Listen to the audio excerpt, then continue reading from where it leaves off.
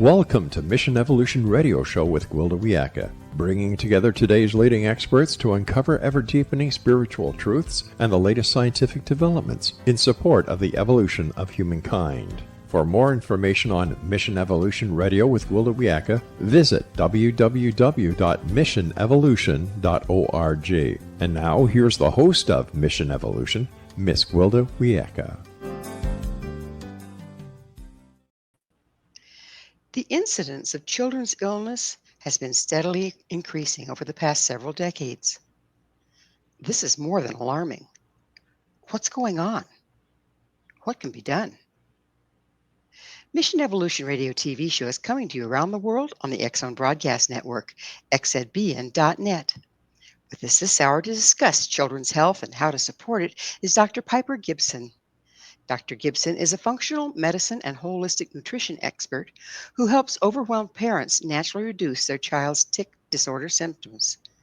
She founded the Tic Disorder Institute, Regenerating Health, and is the author of the international best-selling Tic Talk, Common Misconceptions, Natural Approaches, and Real Conversations about tic disorders. Piper combines food, functional labs, and natural tools to guide families towards real lasting change. Her website, regenerating.health. Dr. Gibson, thank you so much for coming on the show. Thank you so much for having me today. That's wonderful. I mean, I personally have been very concerned about what's going on with our children. And so I'm glad we're going to have this conversation and maybe start to uncover some of the things that are going on. So you're a functional medical doctor, holistic nutritional expert. Are you also a medical doctor? I am not a medical doctor. I am a PhD. Okay, so the doctor is a PhD, not an MD. Correct. Got it. But it sounds like you've had a lot of, you spent a lot of time studying holistic medicine, functional medicine, that sort of thing.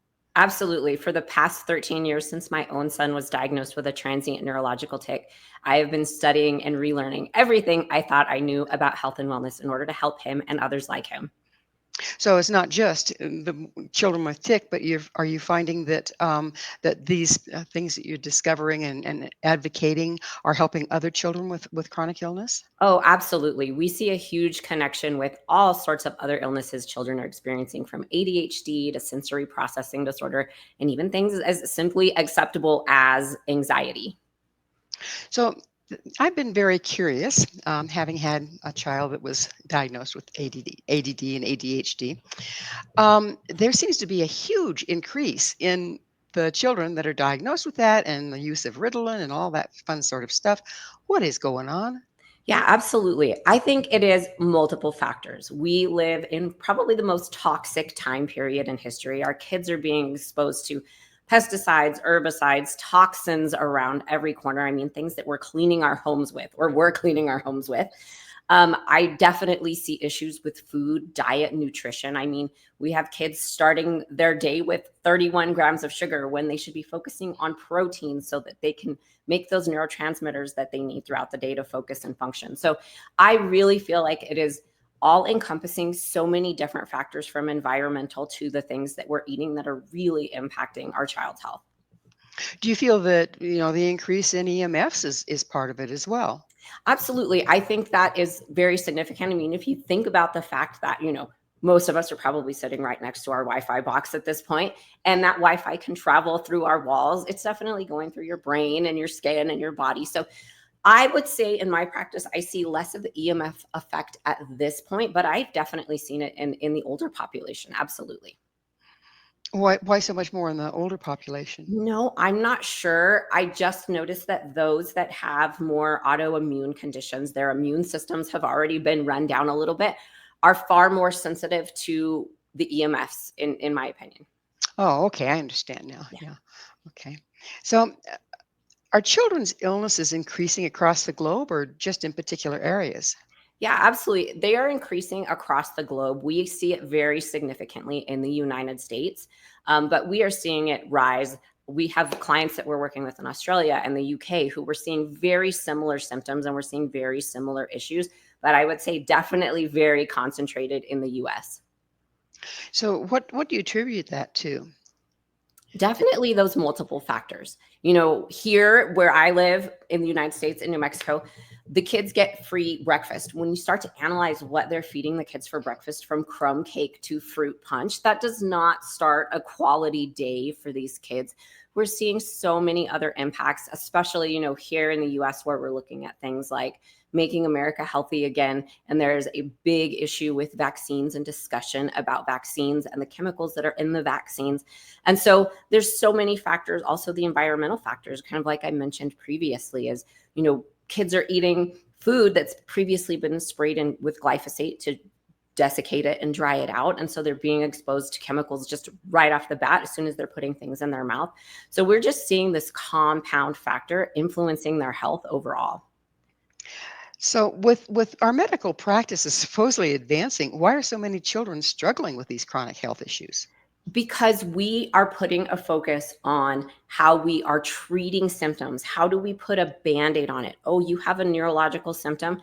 We're just going to put a Band-Aid on it. We're not really figuring out what is the root. And so I really feel that there is a lot of miscommunication between medical and their patients, because, we go to the doctor and we're told diet does not impact your child's symptoms. But through my research, through my education, through all of my nutritional training, I can tell you how much diet impacts these children's neurological health. And now my son is almost 20 years old, and he can tell you hands down, nutrition makes such an impact on his gut, his health, his brain. So I think there's a big disconnection between what is being taught in medical schools and what is being practiced with patients, and then what patients are taking away from that. Like you said, it's a Band-Aid society, isn't it? So, Absolutely.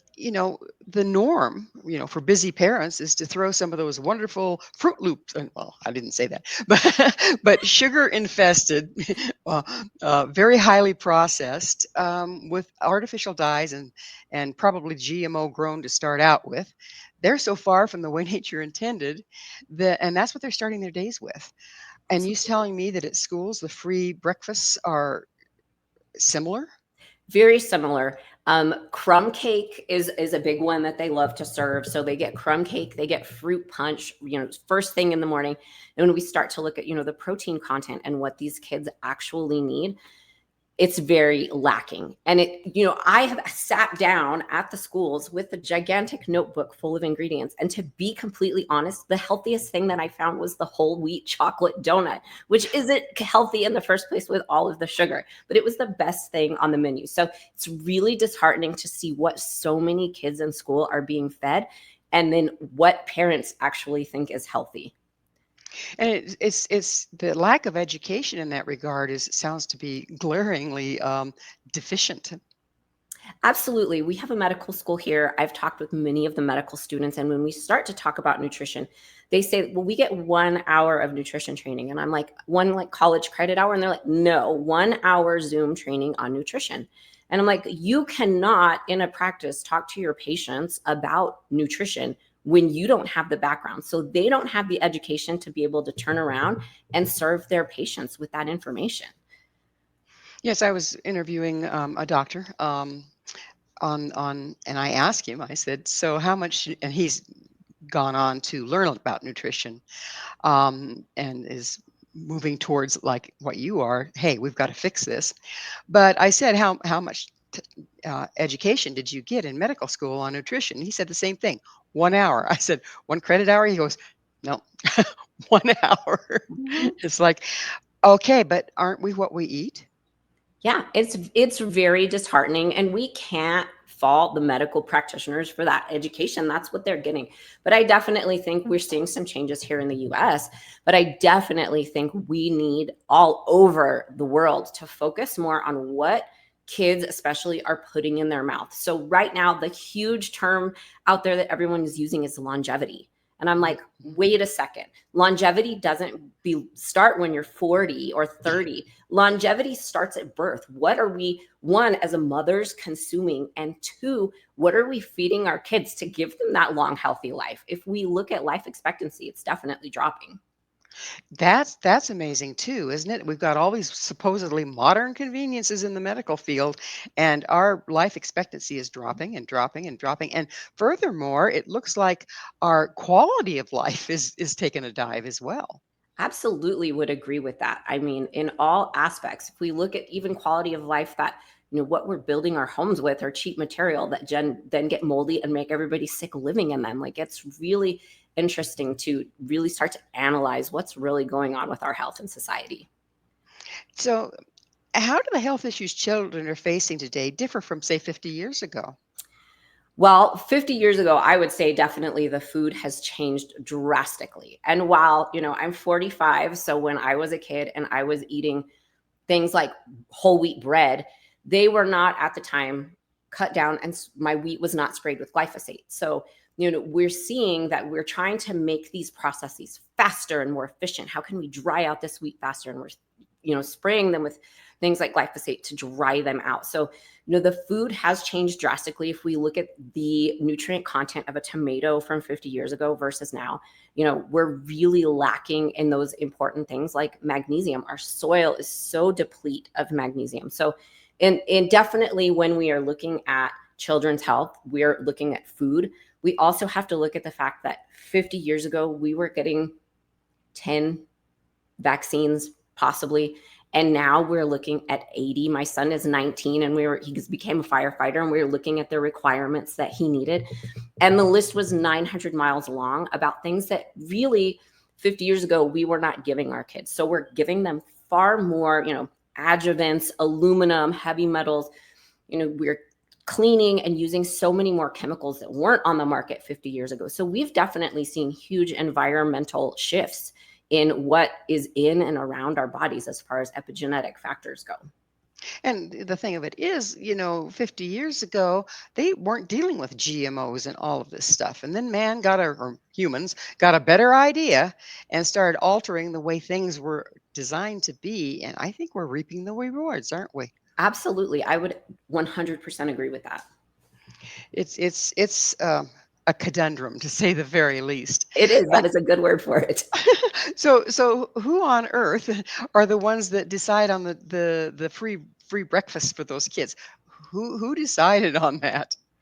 Yeah, here in the US, we're directed by the USDA and the FDA to make those decisions. And so when the USDA sets up their regulations for how much protein, carbs, fats, which is those macronutrients kids should be getting in a day, they really actually don't look at the sugar content. And so we're consuming far more sugar and getting far less protein. And so the importance is the macro, but not the nutritional status. And we need to be looking at what is that nutritional status that we're feeding our kids, not just the proteins, fats, and carbs. How much vitamin A, vitamin C, vitamin D, how much of that are these kids getting? And, the protein, like I've said over and over and over, is so significant for these kids for brain development. And so if they don't, we're just about out of time in this segment, but if they don't get the protein they need, then their brains don't develop properly? Yeah, exactly. Because our bodies are using amino acids to create our neurotransmitters, serotonin, dopamine, things that we're using to focus and function and feel good throughout the day. And so protein really is a building block for life. Hugely important. Well, it is that time. Dr. Gibson and I will return very shortly, so please don't go away. This is Mission Evolution, www.missionevolution.org. How can dysfunction be normal? With us this hour discussing children's health is Dr. Piper Gibson, the author of Tic Talk, Common Misconceptions, Natural Approaches, and Real Conversations about Tic Disorders. Her website, regenerating.health. Dr. Gibson, we were just talking before we went to the break about how important the proper nutrition, particularly protein, is for a developing brain. Are we seeing a lot of these neurological dysfunctions, if you will, in children as a result of the lack of nutrition? I definitely think it's a result of lack of nutrition. But what we are really seeing, and the studies are showing, is that it's really dysregulated immune systems. So a lot of these kids with neurological issues, especially tic disorders, we are seeing dysregulated immune systems. They are being exposed to so many things: environment, nutrition, lifestyle, chemicals, heavy metals. They're being exposed to so many things that are basically dysregulating their immune systems. They end up with a lot of inflammation, which causes a lot of inflammation in the brain in their microglial cells, which are those specialized cells in the brain. for the immune system. And so we are seeing this dysregulation between the brain and the gut. And we know that for every one signal your gut sends to your brain, or for every one signal your brain sends to your gut sends about 10 signals to your brain. Your gut is very, very bossy. So we are seeing a lot of kids with gut dysbiosis, leaky gut, gut dysfunction, which really leads to that imbalanced immune system impacting their brains. And so it's a combination of so many things, but really what we are looking at, especially in my practice, is dysregulated immune systems in these kids with neurological issues. So when you have a dysregulated immune system, do you get autoimmune stuff going on? You absolutely can. And we see that. And so with the younger population, the pediatric population that we're currently working with, we are starting to see this autoimmune emerge with them earlier and earlier. But the problem is they get to be 20, 30. And not only do they have one autoimmune disease from this dysregulation, but they have 2 or 3 or 4 different autoimmune diseases. We know most people who have an autoimmune disease now in the adult population have 2 or more autoimmune diseases. They don't just have one. So it really is across the board that we're seeing this dysregulated immune system across, populations from pediatrics to adults. But with the kids, we are definitely seeing autoimmune things like thyroid issues start to emerge so much earlier than previously. So what do you mean when you say we've normalized dysfunction in our kids? Well, it's acceptable. So for me, when I took my son to the doctor 13 years ago, they were like, oh, just ignore it. He'll grow out of it. That was the answer that we got. And parents today are still getting that answer. Their kids have uncontrollable body movements, and we're telling them, just ignore it. They'll grow out of it. And we're just making it acceptable. Everybody has ADHD, and everybody's taking an ADHD medication. We know that at least 25% of kids in school right now are on an ADHD medication. And so when little Timmy and little Joey start talking, and they're like, oh, it's just normal. We're taking our medication. Instead of figuring out, well, what's at the root? Why does little Timmy and little Joey have the ADHD in the first place? Why do they need this medication? So we're back to this. It's normal because we're just going to put a Band-Aid on it and everybody's dealing with it. Instead of figuring out, why is everybody dealing with this? Yeah, it's like you put out the fire alarm instead of the fire. So when what percentage did you say of the children are on drugs for ADD, ADHD? It's about 25% of kids in school right now. 25%. Mm-hmm. And those drugs can't be good for their little bodies.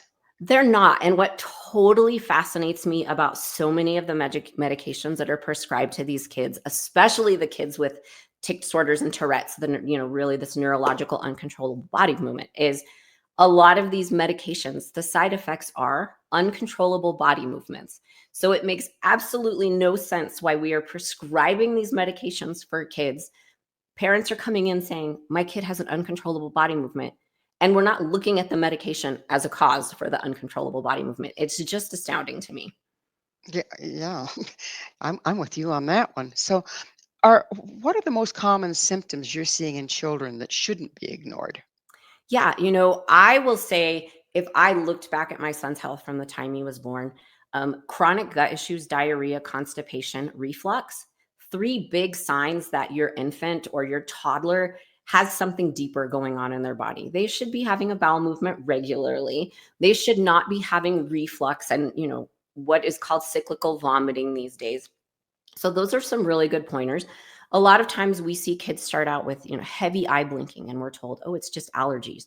But really, for a lot of parents whose kids have tic disorders, that's kind of the first sign of their child's tics, and then it just grows from there. Your child's teacher calls in kindergarten and was like, they can't sit still, they cannot concentrate, they cannot think. I know here that now you don't even necessarily need a medical doctor's diagnosis for autism. The school can observe you and say you have autism. And it really floors me because these kids are getting a diagnosis based on observation only. They're not getting tested. They're not, we're not looking at blood work. We're not looking at stool pathogens. We're not looking at, so many different things that we could be looking at. What is causing this issue? And we're really just kind of writing these kids off as, hey, this is normal. This is just how it is. Well, I find it appalling that we have people that are not professionals diagnosing. It is. I was shocked.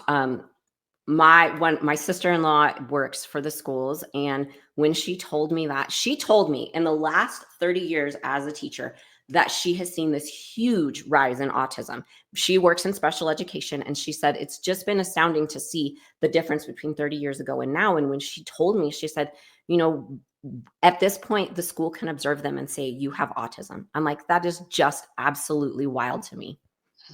It's really wrong to Mhm. me. So what illnesses are children exhibiting that modern medicine is totally missing? Yeah. ADHD, ADD, anxiety, sensory processing disorder, these kids who like don't like their collars or the seams on their socks.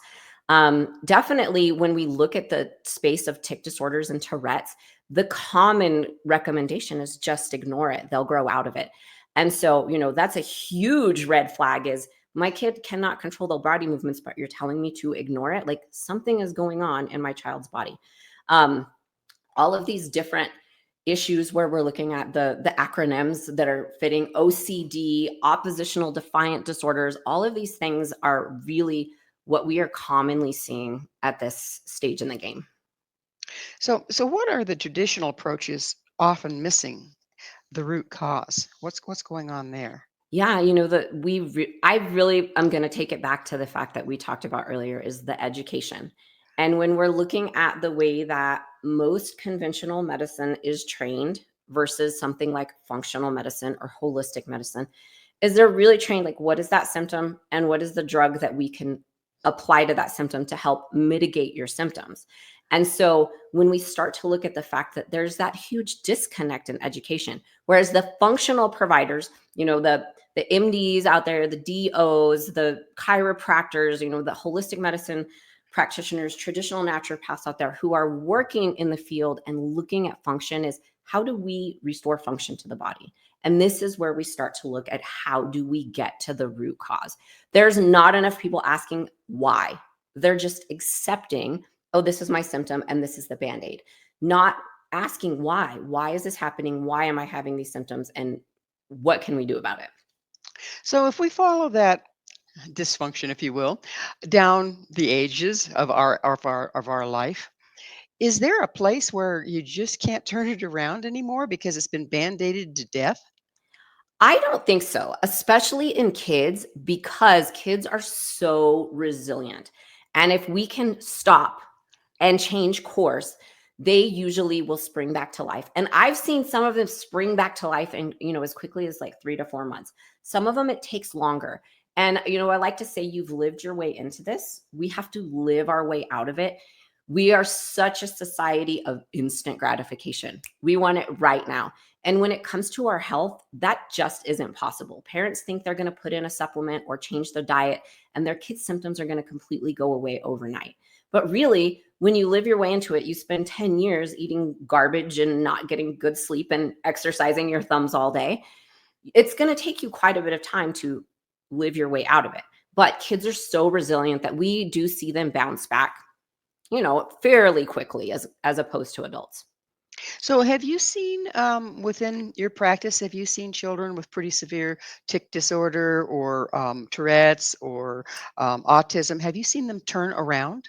Absolutely. So my son being one of them, he had several diagnoses, but one of my favorite stories is I have a client. She came to me 4, maybe 5 years ago at this point. She had been diagnosed with, I think it was 13 different things. She had Tourette's, she had OCD, she had ADHD. She was on like 8 to 10 medications. Mom had taken her to the neurologist, to the specialist, and they said, there's nothing you can do. You've maxed out the amount of medication she has. There's not a thing you can do. She's just going to have to live with it. And I've seen videos of this child. She was doing, you know what a burpee is when people are exercising? She was doing burpees, like hitting her knees on the concrete 15, 20, 500 times a day, just over and over again. She was miserable. So when mom came to me and we did the functional testing, we looked at her gut and her genes, we were able to turn her around. And in 4 months, she was completely free of all of her symptoms. And even now, when she goes for checkups, the doctor is astounded that she has a Tourette's diagnosis because she no longer exhibits any of those uncontrollable symptoms that she had before. Will with that kind of a patient, will they backslide if they go back into their old habits of ways Yeah, of so eating? yeah, with our clients, and once they get to this point, they really can tell what their triggers are. So my son, for example, symptom free, unless he goes out and gets a little wild and eats something he shouldn't eat. We know that sugar, gluten, dairy are huge triggers for him. For a lot of my other clients, is maybe they go to a hotel and they stay in a moldy hotel, and that sets them off, and mom knows immediately, oh, got to get out of this hotel room. So yes, we do see that, and we do have clients that they are completely free of symptoms and they never have another issue. But we do see that some of them, just because their immune systems are so sensitive, when they are exposed to something that might be a trigger for them, we do see a little bit of flare, but we know how to bring it back down. So it sounds like their immune systems have been compromised and are sensitive from that day forward. They really can be. But for instance, with my son, we really suspect that he probably has celiac disease, so autoimmune for gluten. But we're never going to do the testing because of the requirements to consume gluten to get the test done. So we just know, hey, we're just not going to eat gluten. We know it's a huge trigger. Bye. But it's not always the same trigger for all of our clients that we work with. What's the most common one?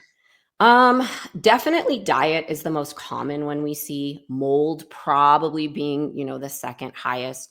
Um, Sugar, we see a lot of kids who struggle with eating sugar, and we know that's like a huge component of everyone's diet these days. So it's really a huge re-education of parents to get them to think in a different way because they've never thought this way before.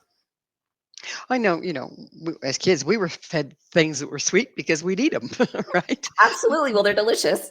But we weren't impacted on the same levels that the kids today are. Is that what you're saying? Absolutely. And I'll tell you, like, we were not eating the amount of sugar that kids were eating today. And I tell parents all the time, if you think back 150 years ago, 200 years ago, in a year, people were consuming 5 pounds of sugar. That's, one of those little bags of sugar. They would go to the fair, they'd get a lemonade. Maybe mom would make a cake on their birthday. It was a special occasion and everybody had a slice.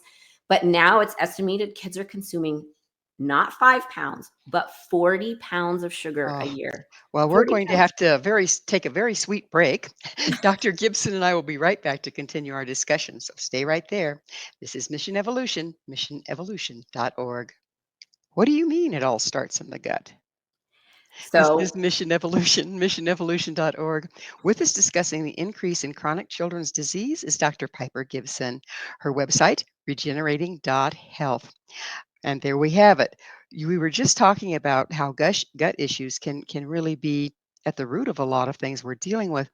And we're also seeing more gut issues in the young. What's causing all of that? yeah, the story is all health begins in the gut. And I think now we, in this day and age, are really starting to see that impact. And a lot of it is because our guts are permeable, and kids' guts, especially, infants, are far more permeable than an adult's gut. We have not developed the gut of an adult. And so what happens is we have what's called these tight gap junctions that really keep our gut sealed. But when we end up with a lot of inflammation, we get a gap in that tight gap junction. And so a lot of times the allergens, the pathogens, the medications, they're seeping in to our bloodstream through these gaps in our gut. And they are causing these dysregulated immune systems because your gut and your immune system are so closely related. When we look at the gut, we know that about 80% of your immune system lies in your gut. And so when we start to see these inflammatory factors impacting the gut, we definitely see the impact on the brain. So leaky gut is really a huge issue for many of the kids who are experiencing issues today. How about candida? There is a beastie. Absolutely. We see candida pretty frequently. We usually see candida more frequently when it's associated with mold toxicity. Kids are living in a moldy home, or maybe they're eating a ton of grains that are toxic with mold, looking at aflatoxins and things like this. But definitely, we are seeing just increased issues with kids in general all over from all of the impact on their guts. So for a while, we went into a major fix it with antibiotics phase. Okay, and what impact does that have on the flora fauna balance? In other words, the candida overgrowth versus the natural bugs that we need in there that help our immune system. Yeah, I can really speak to this because in my own house, this was an issue. My son had chronic ear infections. Instead of asking, why does this kid have chronic ear infections and getting rid of the triggers like gluten and dairy that were impacting him, we put in antibiotics. And I will tell you, my son probably did 15 rounds of antibiotics every year. It was really, when I look back on it, disheartening. So I would say that was a huge driver for just the destruction of his gut and the balance and the flora that was in there.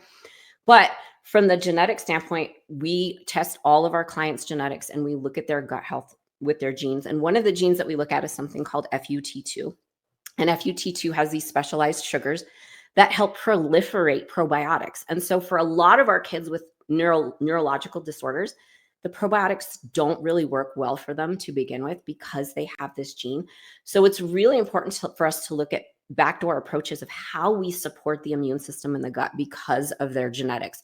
So I am seeing a little bit of this connection between, the probiotic, the antibiotic, and what the kids genetically have going on in their guts in the first place. Well, if we talk about a genetic predisposition, but then what they're learning about epigenetics can turn genes off and on. What's showing up on that arena?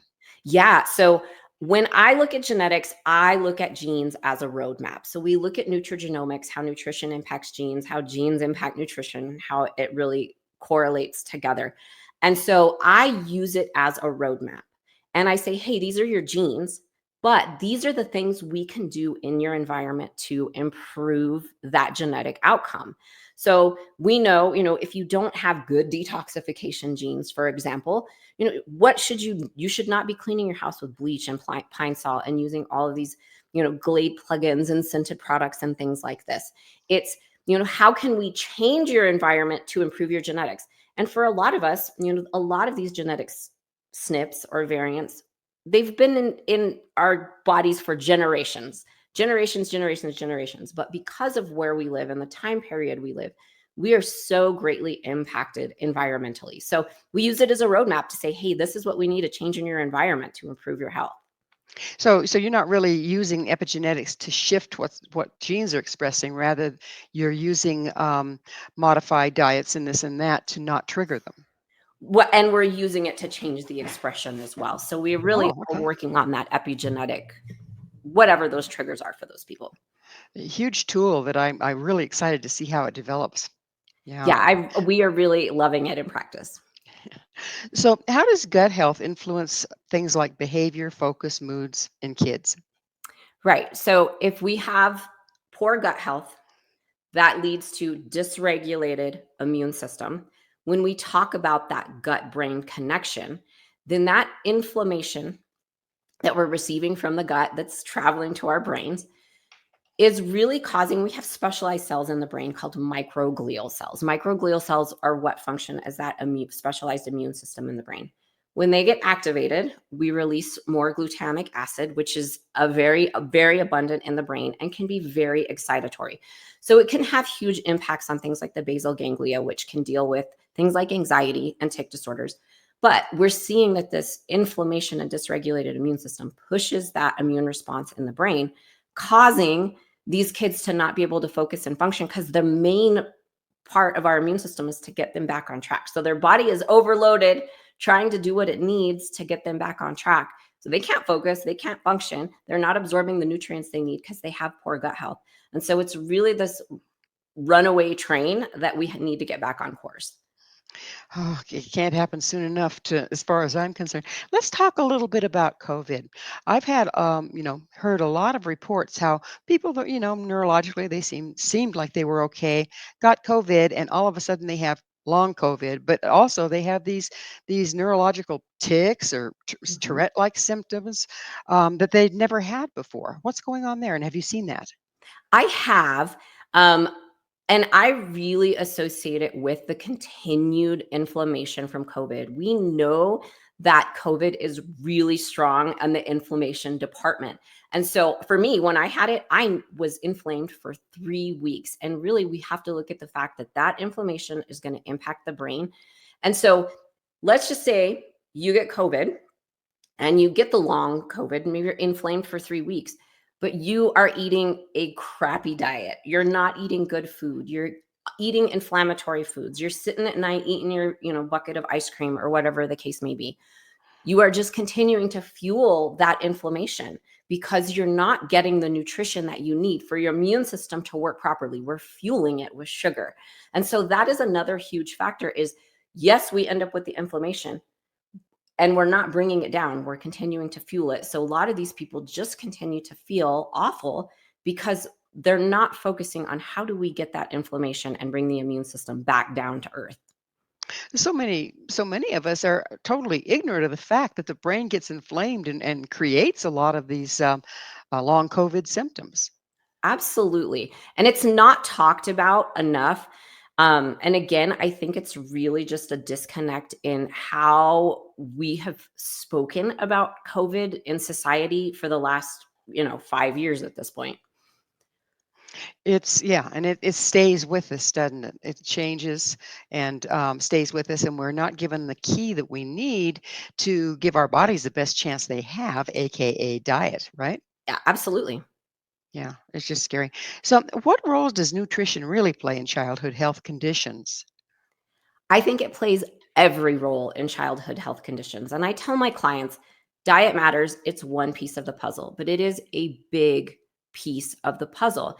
If you have a kid who's drinking a soda and some highly processed chips for lunch, and they're eating the fruit punch and the crumb cake for breakfast, when they get home and mom's busy and she's like, everybody, we're going to have some macaroni and cheese and hot dogs, we have totally missed the boat on nutrition. And I see it time and time again because I take nutritional data from my clients. What'd you guys eat every single meal for this week? And so many times I'm completely blown away that parents are like, oh, we ate pretty healthy this week, but the menu that they provide me looks just like the one that I explained. And so I think that we really miss the boat in supporting our kids. And when again, the longevity begins in the womb, it begins at birth, is we're doing these kids a disservice, a huge disservice by not feeding them what we need to fuel them. Processed food did not exist in the abundance that it does now, 200 years ago. So let's talk a little bit about before the child is born and shortly thereafter. Um, I was floored when I had my small children. I nursed both of them, and yet they were showing these symptoms of food allergies. And I went to my midwife and I said, what's going on? She says, well, they have food allergies. I said, but I'm nursing them. I'm not feeding them food. She says, but what are you eating? So, so that brought opened up my awareness to the fact that whatever the mother eats, even if she's nursing, is going to impact the child. And of course, we're living in a toxic environment. What about the children that don't get nursed? Yeah, I had that same exact experience. Gwilda, is same thing. My son was really experiencing these symptoms, and I was like, "What is going on?" And she's like, "Well, you can't eat dairy because he can't tolerate dairy, so stop eating the dairy." Again, when we start to look at things like infant formula and the nutritional value in them, corn syrup solids are one of the very first ingredients. So when we look at corn syrup and the impact that it has on the liver, it actually skips a step and goes directly to the liver, really causing a lot of these kids to have fatty livers. So if we think about the fact that we are basically saying this is nutritional for these kids, I think we do these families a huge disservice because a lot of them don't have another choice. Some mothers just cannot nurse. They need to have this nutrition for their child, but they are just it's so wrong, the ingredients that really don't provide the nutrition. And I know here in the US, this is one of these things that is absolutely being looked at. And the first time, I think it's like 20 years that they are looking at the ingredients in infant formula and how they can improve it, because corn syrup really is a waste byproduct of manufacturing corn products. And we're using it as one of the first sources of nutrition for infants. I remember if your baby was constipated, just put a little bit of corn syrup in there, Mhm. and what's that tell you, right? Right. Yeah. Yeah, just amazing. So also there's the baby prepared baby food. What's in that? Yeah, a lot of the testing of the prepared baby food starts to look at the fact that there's things like heavy metals in there, looking at things like the lead content. We know when we look at lead content that it's basically on a scale, the highest levels really impacting those infants. And so we've looked at different forms of baby food. I mean, we have all of these pouches. Oh, use the pouch. Well, the pouch also has maybe BPA liners in it. There's plastic. There's all of these microplastics, things that your kids are getting in the baby food. Really you'd be better off getting some organic carrots and peeling them and steaming them and, making your own baby food. But not every mother or parent today has that time or capacity to do so.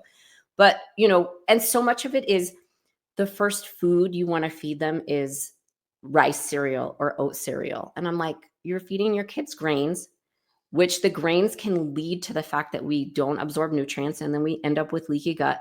So we really need to evaluate what those first foods for infants should be in the first place after nursing or formula.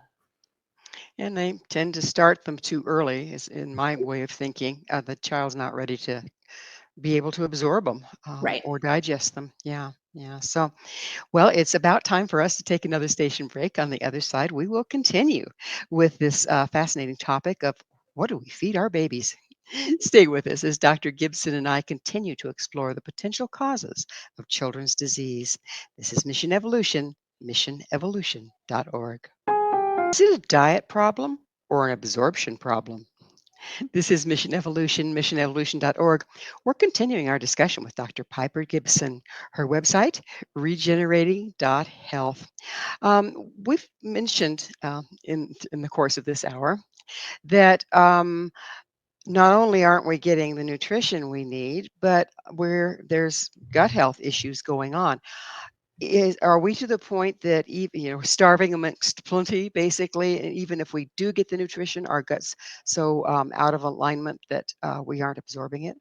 Yeah, I definitely see that daily when working with clients, is that they're just not absorbing the nutrients. And a lot of parents are going to go out and they're going to spend a small fortune on supplements. And I'm like, well, hold on a second. Your kid's not absorbing them. You're throwing your money in the trash. Let's get their gut back on track first. Let's feed them a good whole foods nutritional diet and get their gut back on track. And then we can fill in the gaps with the supplements. Supplements are really meant to be a supplement. It's not meant to be the be all end all. And so it's really about, how do we get the gut back on track? Let's remove some of these triggers for you. Let's remove the foods you're sensitive to. Let's get out some of these chemicals that you're using in and around your home, what you're cooking on, storing your food in, these kinds of things. Let's get your gut back on track and then determine what supplements are really going to be supportive of that. All supplements aren't made the same either, are they? I mean, you go to Walmart and Lord knows what you get. That's exactly right. And, when we start to look at some of these studies, I actually just did a YouTube talk on this.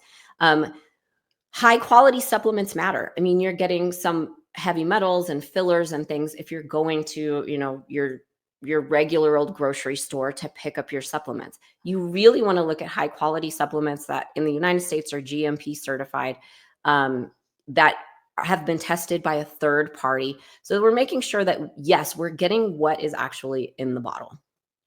And then the other question I have is, how many studies have been done on what supplements we need and how much? I mean, I know there's guidelines out there, but how accurate are they? In my opinion, not very accurate. We talk about RDA a lot, which is that recommended dietary allowance.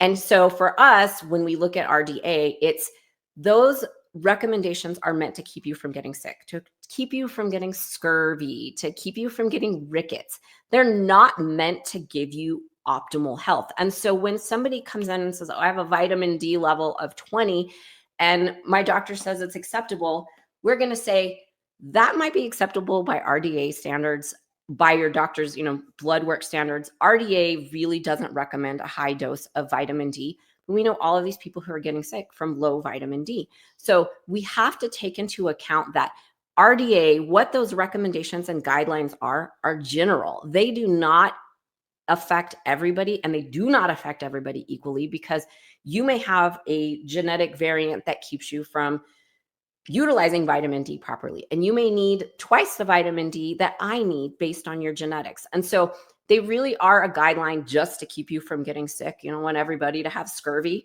from vitamin C deficiency, but not meant to give you optimal health. And the proof is in the pudding, right? If those guidelines were so effective, we wouldn't be seeing all this illness, would we? Exactly. So, what are tic disorders? So tic disorders are uncontrollable body movements. Most people are familiar with Tourette's syndrome. Tic disorders are, Tourette's is a form of tic disorder. So it is an uncontrollable body movement, usually consisting of either a motor movement, so maybe they're blinking their eyes or jerking their neck, or a vocal movement. Many people will, my son wanted to say burrito 900 times just repetitively, or they clear their throat, or maybe they're humming. So there's a clear vocal or motor tic. And then in order to get a Tourette's diagnosis, you have to have both a vocal and motor tic for over a year. And then they'll diagnose you with Tourette's. So, very similar. We also see pandas in there as coming up on the rise. But that's really what a tic disorder is, that uncontrollable body movement. And you're starting to track that back to nutrition and environmental toxins? Nutrition, environmental toxins, biotoxins. When the kids come into our practice, we're going to do all of the testing. We're going to really look at what's going on in the root. And it's different for everybody. But at the root of it is really this dysregulated immune system. What's causing it? For some kids, it's a parasite and heavy metals. For some kids, it's candida and mold. For some kids, it's gluten, dairy, candida, mold, and parasites and heavy metals. So it's really kind of different for everybody. But our goal is to figure out, well, what's at the root and what's driving this imbalanced immune system? So is there, the brain inflammation that we look at, say from long COVID or from gut disorder, okay, is that also impacting the likelihood that you will end up with tic disorder or Tourette's or that sort of thing? Yeah, absolutely. There is that impact. And we know from studies that there is possibly a genetic component for tics and Tourette's. They don't know if it's one gene or multiple genes, but really suspected, yes, there's a genetic component. But like I explained to clients, okay, so there's a genetic component. Just because you have that genetic component doesn't mean you're going to get it. For example, we know with my son, if we control his environment with diet and lifestyle, he has no symptoms. So really, we have to look at, just because you may or may not have the gene doesn't necessarily mean you're going to get it. We can alter your environment to impact your symptoms instead of just putting a Band-Aid on it. So that also explains why you see these things passed down family lines. At the same time, there's environmental factors. Yep. So what makes your approach to tic disorders different from the conventional treatments? Right. We are working to reverse symptoms naturally. The parents that come to me are the ones who've tried the 9 million different medications. They've been to doctor after doctor. They're ready to get off the insanity merry-go-round. And so what we are really looking at is, how are we going to reverse them naturally? Doing diet and lifestyle approaches. We do use supplementation in there as well. But our approach is to get them there naturally, because we know studies from the Cincinnati Children's Hospital tells us medications for tic disorders and Tourette's do not cure tics and Tourette's. And rarely do they reduce symptoms more than 50%. So when we're looking at the approaches for tic disorders, the natural approach that we use in my practice actually works far better than putting a Band-Aid medication on it. So what are functional labs and how do they help uncover hidden imbalances that normal labs miss? Right. So if you go to your doctor and you get a lab drawn, it's usually a diagnostic lab. They're looking at blood work to give you a diagnosis. We're looking at functional lab work. What's going on deep in the body and how do we return proper function to the body? So for example, we use stool pathogen testing. Stool pathogen testing from a functional perspective is to be able for us to be able to look at the gut and really analyze what's going on with the microbiome. Are there parasites? What pathogens are there? What does the balance look like? How can we use this to return normal function to the body? So we're not using it to give a diagnosis. I don't care what your diagnosis is. I'm not going to give you a diagnosis. I want to know what's at the root and how can we reverse it and get you back on track. Let's talk about diagnosis. What are they really? A label. They are a label. And something that I have seen that's so disheartening is that so many adults and kids get this label and they just simply write it off. Well, I can't do that. I have ADHD. I'm so sorry that happened. I have OCD or whatever the case may be. And we're really relying on that label as our excuse or our personality or our identity is really how I see most people. They have an autoimmune immune disease. That's their identity. That's what they become. And I'm like, no, it is a label for the symptoms that you are experiencing. And we could actually look at the symptoms you're experiencing, figure out what's at the root, and get you back on track. So the label is just for a collection of symptoms. How accurate is the label? Because there's lots of different collections of symptoms.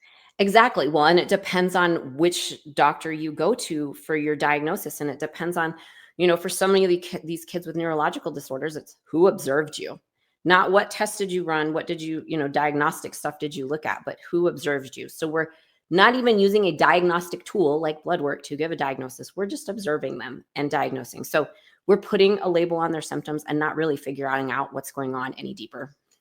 So we put a label on it, and then we look in the drug encyclopedia for what you use to mask the symptoms. And does that sum up our medical profession? Sadly, for a lot of people, it does. It really does. I know in our case and in a lot of my clients' cases, like that's the case. I mean, we went for second opinion after second opinion after second opinion. And, I had doctors that were like, I would give my kid all 8 of these drugs at the same time. It's okay. And then we'd go to the next doctor and he'd be like, absolutely not. I would never put my kid on all those medications. Take them out. So there's that conflicting between who you see and who's giving you that label. How much of the doctor's continuing education comes from the drug companies?